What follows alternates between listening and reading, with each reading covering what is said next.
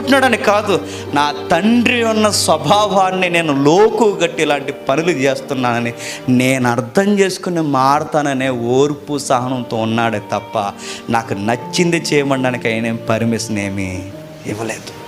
ఆ తండ్రి ఆ కూతురు దగ్గర ఎలా అయితే మౌనంగా ఉన్నాడో మన దగ్గర కూడా దేవుడు ఎలా ఉన్నాడు? మౌనంగా ఉన్నాడు.